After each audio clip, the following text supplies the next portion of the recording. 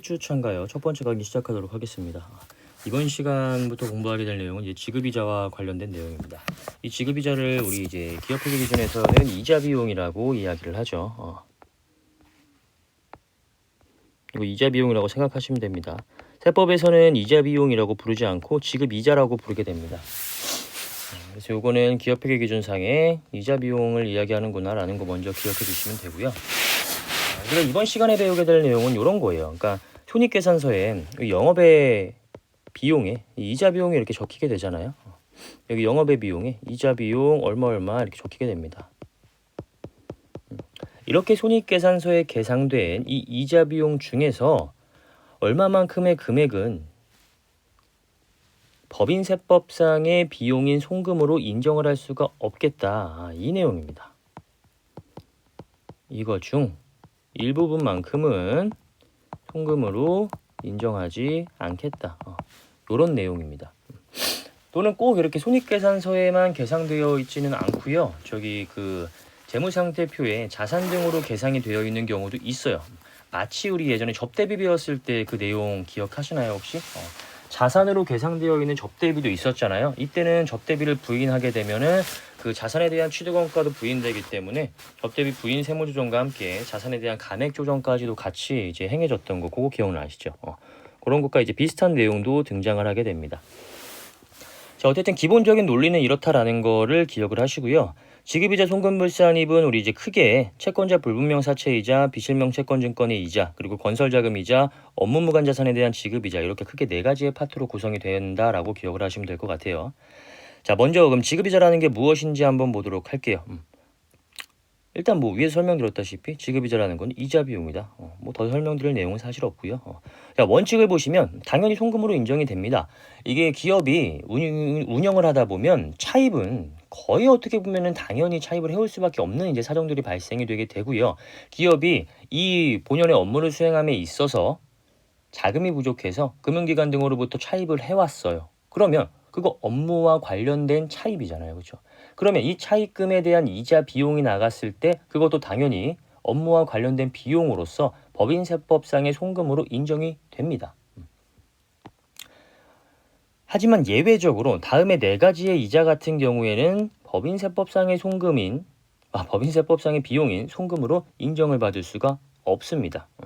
일단 지급이자 이 네 가지의 순서는 반드시 이 순서대로 기억을 해 두셔야 됩니다. 이 송금불산입 순서가 이렇게 이제 나가게 되는 거예요. 그 순서를 이렇게 잡아놓은 이유가 다 있기 때문에 일단 기억을 하실 때 이런 식으로 기억을 해 놓으셔야 되고요. 요거는 이제 저희가 앞으로 밑에서 이제 설명드릴 내용에 대한 요약이기 때문에 다 수업이 끝나고 나서 최종적으로 정리하는 차원에서 한번 보도록 하고요. 지급이자 송금불산입 첫 번째 유형입니다. 채권자 불분명 사채이자. 가공채무 계상을 통한 부당한 송금 처리의 방지 및 사채 시장의 노출을 목적으로 채권자가 분명하지 아니한 채무에 대한 비용은 송금으로 인정하지 않겠다라는 거예요. 그러니까 뭐 이런 거죠. 뭐 우리 회사가 이번에 세금을 너무 많이 내야 될 것 같아요. 그러면 여러 가지의 매출 누락이나 아니면 가공경비의 계상을 할 수가 있겠죠. 만약에 이때 이 가공경비를 이자 비용으로 계상한다. 이런 일이 발생할 수도 있다라는 거예요. 그러니까 손익계산서에 이자 비용 얼마 적어놓고 그냥 그대로 신고하는 거예요. 만약에 이게 채권자 불분명 사채이자에 대해서 송금불산이 판단하는 규정이 없다라고 한다면 이 이자 비용이 거의 대부분 다 허용이 될 거예요. 왜? 굳이 밝힐 필요 없으면 나 그냥 어디 저기서 그냥 개인한테 빌려왔고 그거에 대한 이자 그 사람한테 갚은 거다. 이렇게 이야기하면 되니까 별다른 소명을 할 필요도 없으니까 그에 대한 이자가 다 인정이 되겠죠. 이걸 방지하기 위해서 채권자 즉 너네 회사에 너네 법인에 돈을 빌려준 사람이 누구인지를 밝혀라라는 거예요. 만약에 그것을 밝힐 수 없다라고 한다면 그에 대한 이자는 송금으로 인정하지 않겠다라는 것입니다. 당연히 그래야겠죠.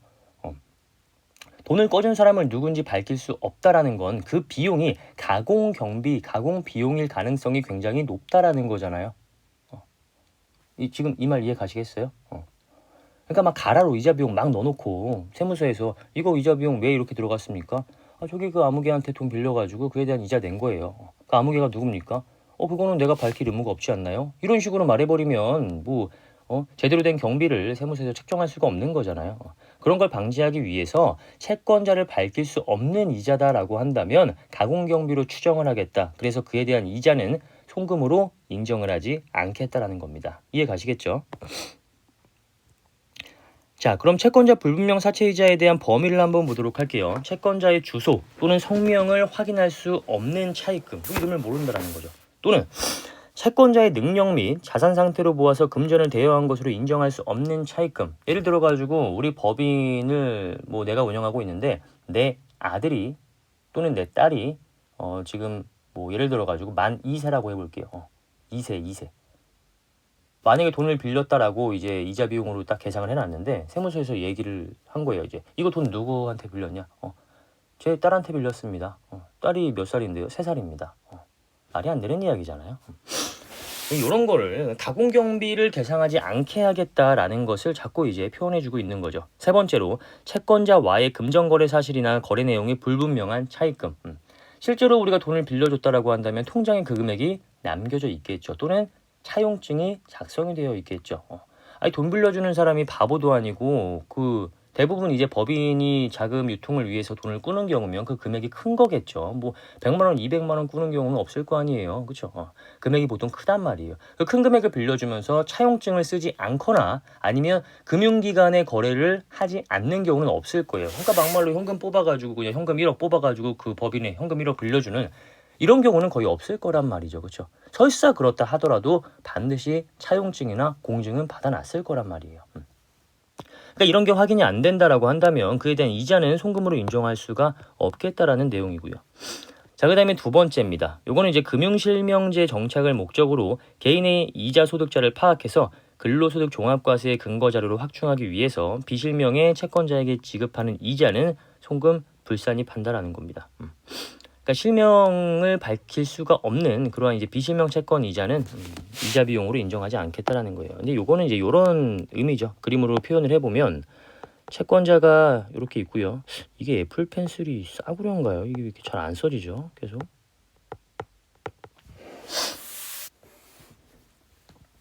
제가 약간 애플 빤데 그 핸드폰도 아이폰이고 요것도 이제 아이패드고 그 에어팟 또 쓰고 있고 이제 거의 모든 그 관련된 기기가 거의 다 애플인데 노트북은 저희 프로그램이 애플로 잘 안 돌아간다 그래가지고 노트북은 다른 거 쓰고요. 근데 이제 약간 좀 바꿔보려고 하고 있어요. 사실 에어팟도 제가 에어팟을 벌써 이제 2번째 분실을 해가지고 굉장히 아까워요. 지금 또 안 사고 있어요. 약간 스스로 반성하고 자숙한다는 의미에서 끈있는 이어폰을 현재 쓰고 있습니다. 이제는. 에어팟을 예전에 한번 잃어버리고 바로 또 샀거든요. 너무 그게 편해가지고 그냥 일하면서도 끼고 이제 뭐 노래 들으면서 일하다가 전화 오면 바로 이제 툭툭 쳐가지고 받고 막 이런 게 너무 편해가지고 사용을 했었는데 한 달 전인가 골프 치러 갔다가 거기에 놓고 왔나 봐요. 그래가지고 아무리 찾아도 없길래 또 잃어버렸어요. 이제는 끈있는 이어폰을 사용하고 있어요. 근데 오랜만에 또 이제 그 끈있는 이어폰을 사용을 하니까 뭐 너무 좋아요. 블루투스 연결되는 뭐 딜레이도 없고 그냥 바로바로 막 소리도 나오고 너무 좋은 것 같아요. 그래서 사실 뭐 살짝 불편하긴 한데 어쨌든 저는 이제 약간 좀 비싼 물건을 좀 안 쓰려고 하고 있어요. 너무 이제 많이 잃어버려가지고 제가 지갑을 여태까지 태어나서 지금까지 잃어버린 게 한 10번이 넘을 거예요. 지갑도 굉장히 자주 잃어버리고 모든 걸 되게 잘 잃어버려요. 그래가지고 큰일이에요. 자, 어쨌든 뭐 하려고 그랬죠? 채권자가 채무자한테 이렇게 돈을 빌려준단 말이에요. 자, 이때 이 채무자는 이제 법인이 될 거고요. 채권자가 돈을 빌려줄 때 이 펜이 진짜 이상한 거 같네. 채무자가 채권자한테 이 원금을 빌려주면 이 사람은 원금과 그에 대한 이자를 받게 되겠죠. 그러면 이때 채권자는 이렇게 받은 이자에 대해서 뭘 신고해야 돼요? 이거 이자 소득 받은 거잖아요.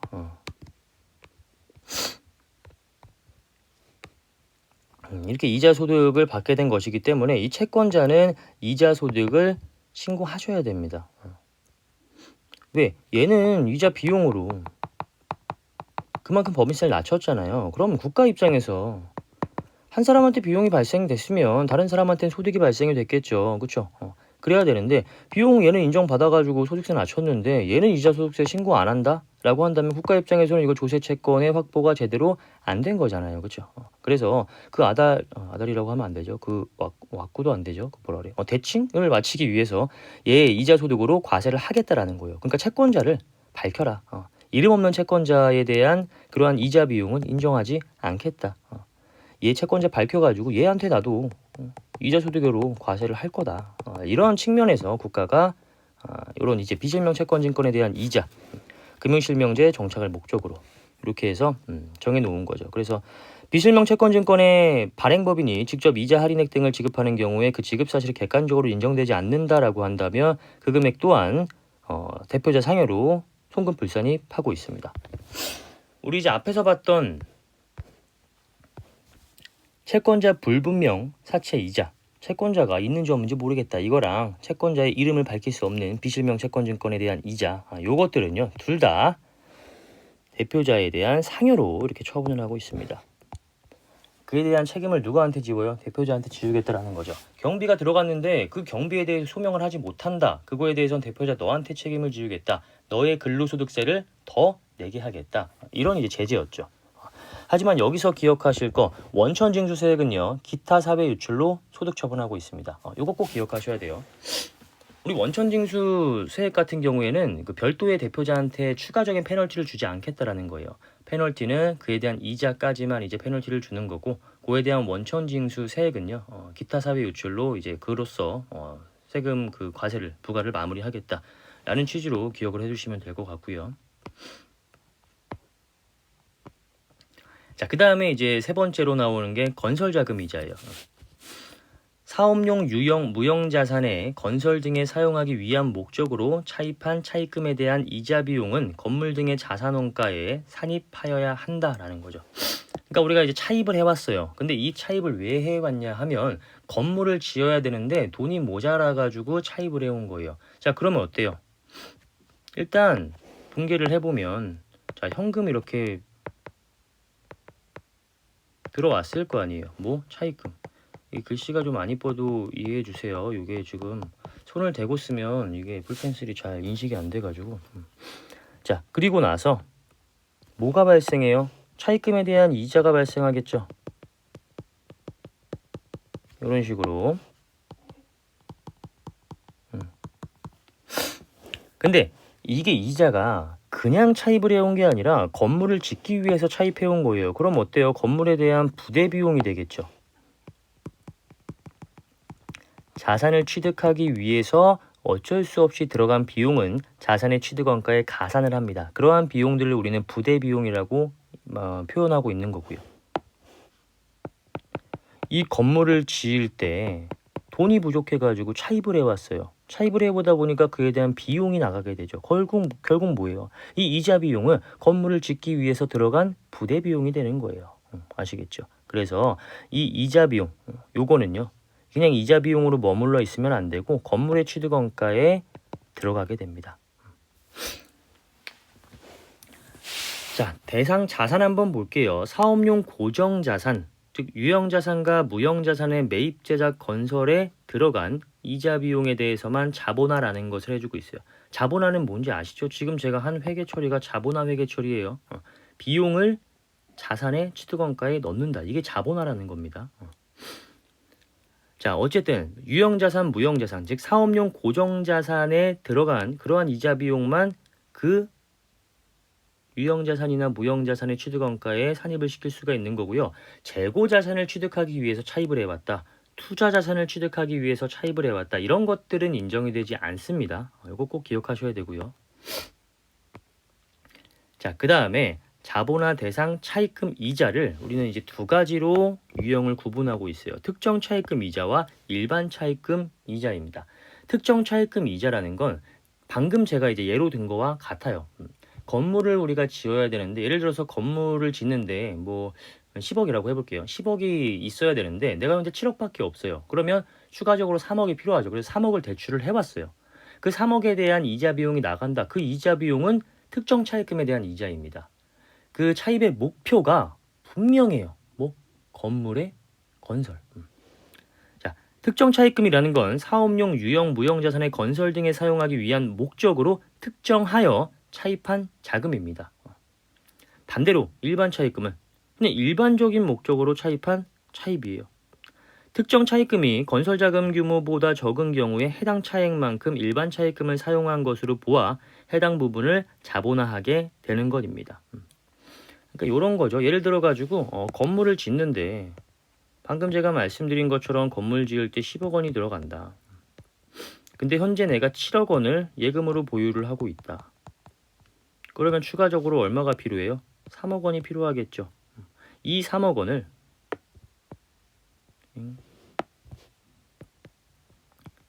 이 3억 원 중에서 2억 원만큼은 이 건물을 짓기 위해서 차입을 해봤습니다. 나머지 1억 원은요. 그냥 건물 2억 원이라고 해볼게요. 나머지 2억 원.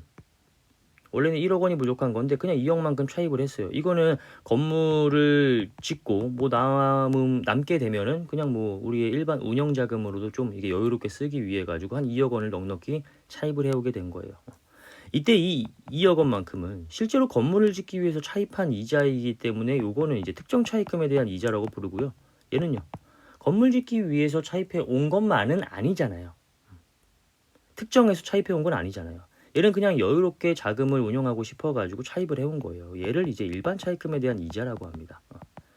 이론적으로는 분명하게 주어집니다.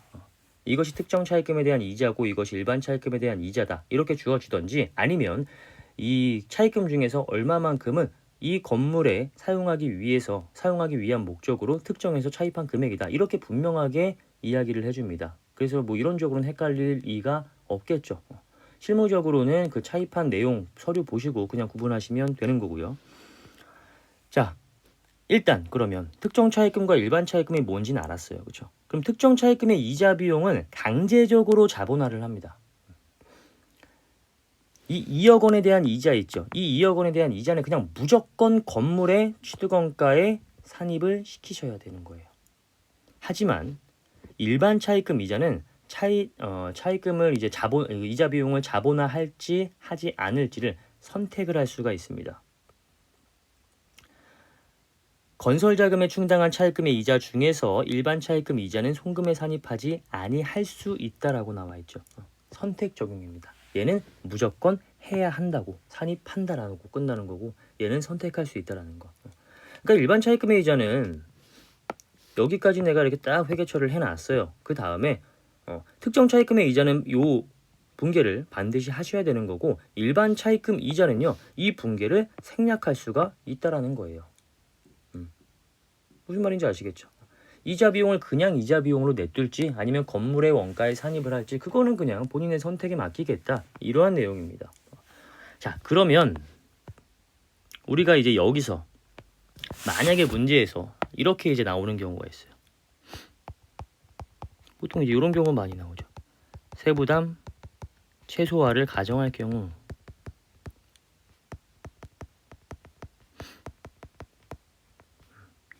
자본화할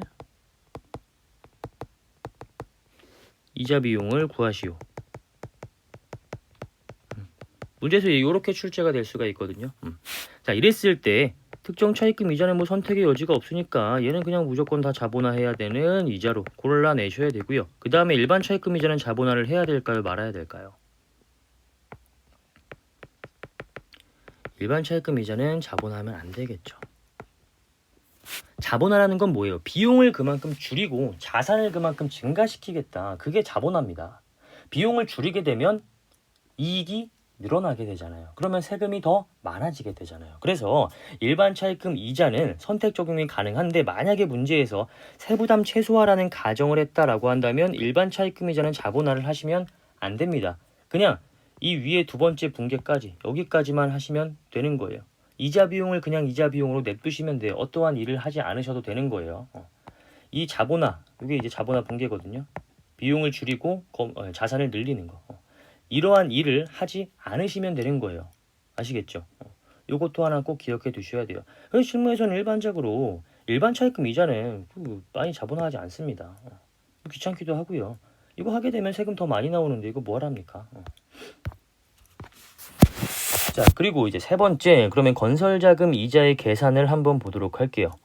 가의 자본화할 특정 차입금 이자와 나의 자본화할 일반 차입금 이자 이렇게 이제 구성이 되어 있고요. 자본화할 특정 차입금의 이자 먼저 봐보도록 할게요. 건설 기간 중에 특정 차입금 이자를 일단 골라내시고요.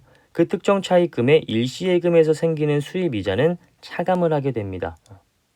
뭔 말인지 아시겠죠? 만약에 내가 2억 원을 차입해 왔어요. 그러니까 이런 거죠. 자, 여기 이렇게 회사가 있어요. 차입을 해왔어요. 얼마? 2억 원. 근데 이거 이자율이 4%라고 해볼게요. 그러면은 한 달에 들어가는 그 이자가 얼마예요? 이거 뭐 그냥 12월에 차입을 해왔다라고 가정을 하면 2억 원에 4%면은 2, 4, 8이니까 얼마? 800만 원 되겠죠. 800. 이렇게 이제 나갈 거예요. 2억 원에 4% 800만 원 맞죠? 나 왜 이렇게 저기 하지? 2억 원 곱하기 0.08. 0.04죠. 800만 원 맞죠? 자, 이렇게 이제 이자 비용으로 이게 이제 나갈 거잖아요. 이게 이제 건물을 짓기 위해서 차입을 해왔다라고 한다면 특정 차입금 이자가 될 거예요. 근데 회사가 이 2억 원이라는 금액을 회사의 예금에 넣어둘 거잖아요. 뭐 이 2억 원을 가지고 뭐 이렇게 바로 쓰지 않을 거라고 한다면 회사의 이제 예금 통장에 들어가 있을 거 아니에요, 그렇죠? 이때 2억 원을 그냥 고스란히 넣어놨어요. 그래서 12월 한 달 동안 예를 들어 가지고 이때의 그 예금 이자율이 2%라고 가정을 한다면 얼마? 400만 원만큼의 이자 수익이 생기겠죠. 그러면 우리 이때 계산할 때 건설 기간 중에 특정 차입금 이자는 800이지만 이 특정 차입금의 일시예금에서 생기는 수입이자 요거 400 있죠. 이만큼은 제외하고 나머지 가지고 자본화할 이자를 생각을 하겠다라는 거죠. 뭔 말인지 알겠죠? 자, 그 다음에 특정 차입금 중에서 운영자금에 전용한 부분에 대한 이자, 요거는 빼고 계산을 하겠다라는 거예요. 특정 차입금 중에서 운영자금에 전용한 부분에 대한 이자라는 건 내가 건물을 짓기 위해서 차입을 했으면 이 돈을 반드시 건물을 위해서 사용을 해야 됩니다. 근데 그렇지 않고 건물을 위해서 차입을 해왔는데 너무 많이 차입을 해왔나? 약간 좀 그래가지고 돈이 좀 남았어요. 그래서 일부분은 약간 운영자금으로 그냥 우리 기업이 현금을 가지고 장사를 해야 되기 때문에 좀 기업의 자금 어떤 뭐라 그래야 돼? 자금력을 확보하기 위해서 돈을 많이 가지고 있고 싶으니까 그냥 그런 용도로 운영자금으로 썼다. 그러니까 특정한 목적이 아니라 그냥 일반적인 목적으로 사용을 했다라고 했을 때 그에 대한 이자는 당연히 빼고 계산을 하셔야겠죠. 여기는 뭐 건물을 짓기 위해서 차입해온 이자만 자본화를 시키겠다라는 거니까 실제로 사용을 한 게 건물을 짓는 데 사용을 하지 않고 다른 목적으로 사용을 했다라고 한다면 그 부분에 대한 이자는 자본화하지 않겠다. 이 내용이겠죠. 그 다음에 원본에 산입한 연체 이자가 있다면 그 부분만큼은 가산하셔가지고 1 마이너스 2 마이너스 3 플러스 4 이렇게 하셔가지고 생각을 하시면 될 것 같아요. 자, 측정 차입금의 연체로 인하여 생긴 이자를 원본에 가산한 경우에 그 가산한 금액은 이를 해당 사업 연도의 자본적 지출로 하고 그 원본에 가산한 금액에 대한 지급 이자는 이를 송금으로 한다. 이 말이 무슨 말이냐면 우리 현재 아까 이자 비용 800만 원이라고 가정했었잖아요. 근데 내가 이거를 12월 31일 날에 이제 이자를 납입을 해야 되는데 이걸 납입을 못한 거예요. 그럼 연체가 되겠죠. 그래가지고 이 이자에 대한 이자가 또 붙은 거예요. 이걸 이제 연체 이자라고 하죠. 얼마가 붙었냐 하면 뭐 한 20만 원 정도라고 가정해 볼게요. 이렇게 이제 연체 이자가 붙었어요. 근데 이제 이것도 안 냈다라고 했을 때 이 연체 이자에 대한 이자가 또 발생이 되는 거죠. 뭐 한 5만 원 정도가 발생되었다라고 해볼게요. 이자에 대한 연체 이자. 연체자 뺄게요. 그냥 이자에 대한 연체 이자. 뭐 이렇게 발생되었다라고 해볼게요. 자, 이랬을 때 얘는 일단 지금 우리 특정 차입금이니까 얘는 자본화하죠. 그리고 이 연체 이자까지도 지금 자본화 하겠다라는 말이잖아요. 4번에서 우리 가산했잖아요. 얘까지만 이제 자본화 해주는 거고 그 이후에 또 밀렸다라고 한다면 이 부분은 자본화하지 않겠다라는 겁니다. 다시 한번 읽어볼게요. 특정 차입금의 연체로 인하여 생긴 이자를 얘 말하는 거죠. 얘를 이걸로 해볼까요? 연체로 인한 이자를 원본에 가산한 경우 그 가산한 금액은 이를 해당 연도 사업연도에 자본적 지출로 하고 얘를 자본화하겠다 이 말이고요. 그 다음에 그 원본에 가산한 금액에 대한 지급이자는 이를 송금으로 한다. 뭐예요? 원본에 가산한 금액에 대한 지급이자는 얘는 이 5만 원에 대해서는 자본화를 하지 않겠다 이 말이죠. 여기서 송금으로 한다라는 거는 기업회계기준상의 비용으로서 인정을 한다라는 거니까 자본화를 하지 않겠다라는 뜻입니다. 그래서 요 밑줄 친 거 색깔 그리고 제가 방금 필기해드린 거 색깔 구분하셔가지고 어디까지는 자본화를 할 수 있고 어디부터는 자본화가 안 되고 그냥 비용 처리를 해야 되는지 이 부분을 잘 생각하면서 기억을 해주시면 될 것 같아요.